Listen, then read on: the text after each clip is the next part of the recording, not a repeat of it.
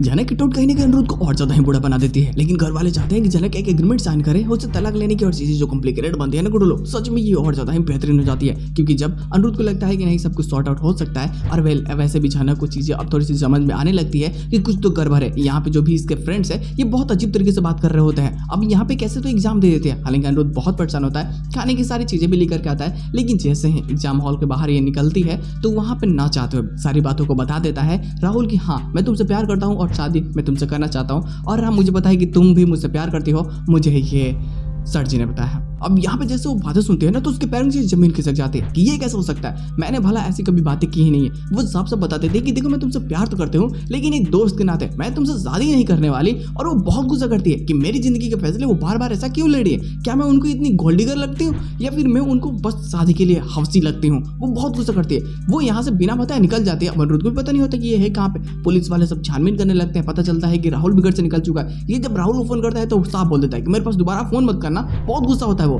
कि आपकी बातों को सोच करके बस मैंने बोल दी अपने दिल की बात उससे, और मुझे उसने गंदी गालियां तो नहीं दी, लेकिन हाँ इतनी बातें बोल दी कि अब मैं खुद की नजर में गिर चुका हूँ। लेकिन वही अनिरुद्ध को पता चलता है कि जनक होटल पहुंच चुकी है तो ये वहां जाता है। अब वहां पे जाने के बाद में तो जनक बहुत गुस्सा करती है, और बस क्या देखते ही आग बबूला हो ही जाती है और इसको उल्टी सीधी बातें सुनाना स्टार्ट कर देती है। अब अनिरुद्ध को समझ नहीं आता कि अगर ये हो क्या रहा है, मैंने तो तुम्हारा अच्छा ही चाहा ना, मैं चाहता था कि राहुल से तुम्हारी शादी हो जाए तो तुम दोनों कोलकाता आकर के अच्छे से रह सकते हो। ये बहुत गुस्सा होती है कि आपकी मैं शक्ल देखना नहीं चाहती, प्लीज यहाँ से चले जाइए, और क्या आप मेरी जिंदगी के बार बार फैसले ले रहे हैं, आपको कोई हक नहीं है। मैं एक एडल्ट हूँ और मैं अपनी जिंदगी के फैसले ले सकती हूँ। अगर मुझे शादी करना होता तो मैं तेजस नहीं कर लेती कि मैं भाग के यहाँ पे आती। लोग अब घर में भी सबको पता चल जाती है कि हाँ भाई शादी होती तो ऐसी है, लेकिन अब अनिरुद्ध पे भी जो ठप्पा लग जाता है कि हाँ उसकी शादी हो चुकी है, और अब कोई लड़की अगर शादी भी करेगी तो अब बदनामियां तो इनको झेलना ही पड़ेगा ना। जानने के मन में भी यही बातें चल रही होती है, और अनिरुद्ध को रूम से बेइज्जत करके निकालने से पहले वो एक बार उससे ये बात बोल चुकी होती है कि मेरी तो शादी आपसे हो चुकी है ना, आप मानो है ना मानो, लेकिन मुझ पे भी शादी होने का ठप्पा लग चुका है। अब बताओ भाई क्या करूँ, कौन लड़का होगा जो मुझसे शादी करेगा।